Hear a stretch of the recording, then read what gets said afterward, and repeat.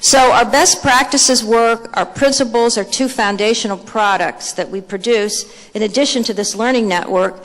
And now we're very, very excited that coming out of our annual meeting that was held by our colleagues in King Abdullah Economic City under the leadership of the Saudi Government Investment Authority, we announced the creation of a new Global Competitiveness Academy.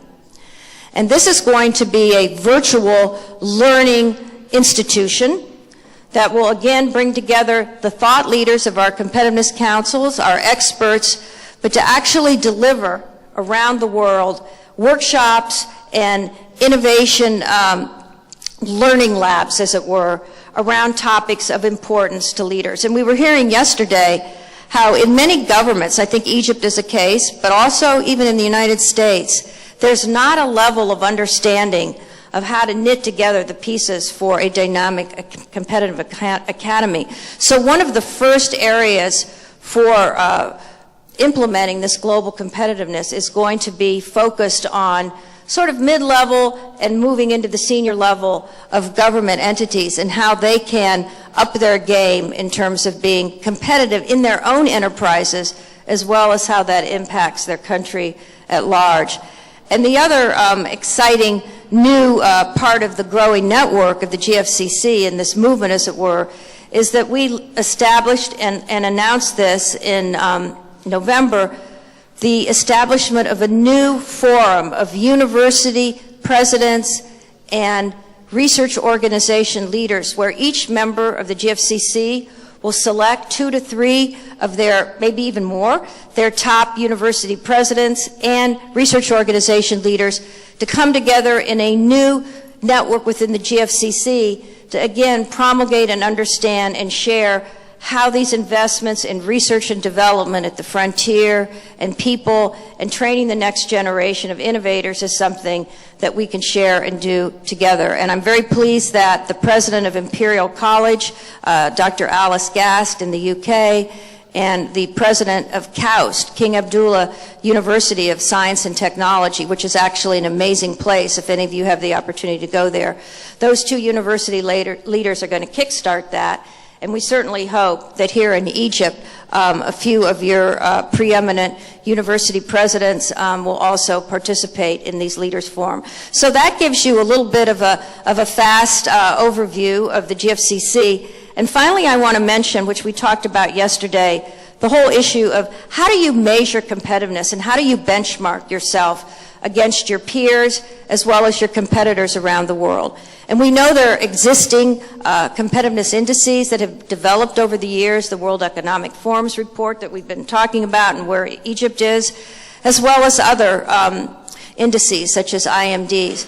But what the GFCC produced together, and we're very, very proud of this, is that for our learning purposes and our sharing of best practices, for us as a group, as an organization, it's not so much about where we stand vis-a-vis against each other, but how can we learn from each other, and how can we put together a new learning tool that is dynamic, that grows, and actually shows what matters in competitiveness. So this competitiveness decoder took really almost 3 years to co-develop. We had workshops around the world, and it is a software-enabled platform.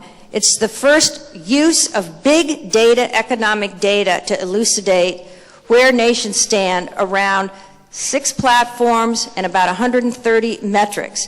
And so I'm sorry that our colleague, Dr. Roberto Alvarez, who's the executive director of the GFCC, could not be with us.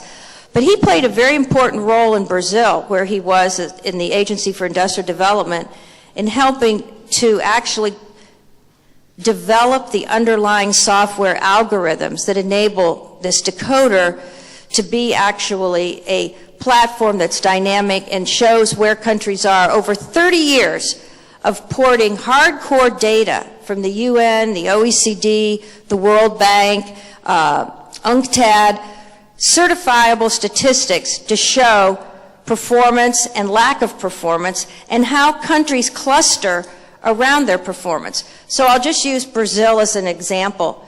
Brazil wants to be among the developed nations in terms of research and development and complexity of their economy.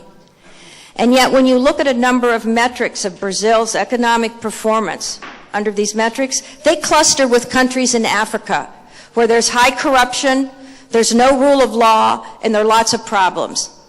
They do not want to be there. But the data shows that in many of these areas, they are there. That's fact. It's not based on survey. It's not based on perception. It's based on hard data. And with that tool, they were able to bring their senators together, President Rousseff and cabinet ministers, to now start a whole task force on how to address that particular challenge. That's the power of this competitiveness decoder. Wherever you are in the competitiveness journey, the data of your country's performance and lack thereof around these metrics can enable you to develop the strategy of where to put your scarce resources, where to bring together the university, industry, government partnerships to address it.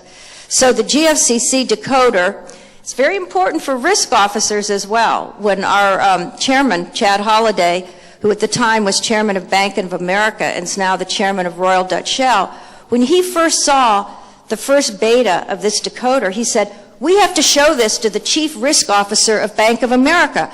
I don't know of any tool that exists in the world where we can get down to the granular level of what's going on to help us determine where to invest. And as we heard yesterday, everybody around the world is competing for high-value investment to perform high-value economic activity. And of course, with the Suez Canal, that's going to be one of your challenges. How do you attract, how do you grow the investment to make this new economic development at the heart of Egypt's future? So with that, we're very, very thrilled and honored that Global Trade Matters is the newest member of the GFCC. Our board made a decision last May to expand the membership of GFCC beyond pure competitiveness councils to make this a movement. And so any organization that has a focus and an interest in competitiveness can be a member of the GFCC, as well as companies. And the first company to formally join the GFCC and as a tremendous contributor to our work is Lockheed Martin. And we're very, very excited about that because not only is Lockheed Martin a global enterprise, but Lockheed Martin is investing and leading research and innovation that is tremendously going to change how our world is, whether it's in biotech, nanotechnology, and even cognitive. Lockheed Martin's leading a lot of the work in advanced quantum computing. And so for them to say this organization of competitiveness leaders is important to us as a business is, again, a big metric of why the GFCC really needs to grow and flourish, and your participation is very important. So we're very excited, Ashraf, that at Global Trade Matters, really exciting center that I visited yesterday in the Smart Village, really that's a tremendous facility in the heart of the innovation infrastructure here, that you are willing to become a key part of the GFCC and actually be our first physical office and physical presence outside of Washington, D.C. So we know we're going to have many activities to do there together and expand the GFCC membership into Africa as well as its existence now in Asia, the Americas, and Europe. Thank you.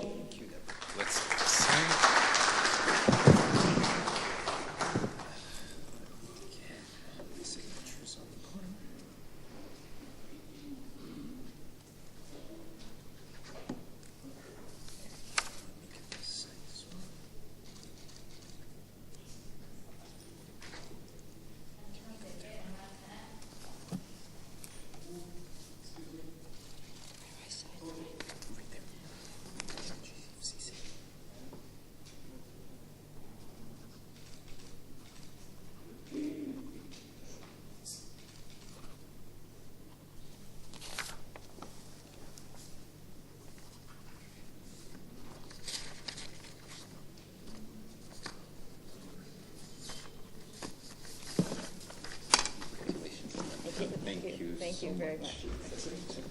Thank you.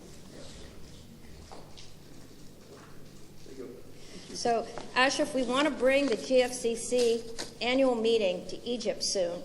And I have to say, everybody's competing to host the meeting. The Indians want to have the meeting next year. The Russians want us to be in Russia. The Irish want us to be in Ireland. We're probably going to be in the Netherlands in 2016. So let's move to have Egypt host the GFCC sooner than later. All right? All the support we can get. Dr. Ahmed, please. The local council over here would be happy to overlap. Great. Thank you.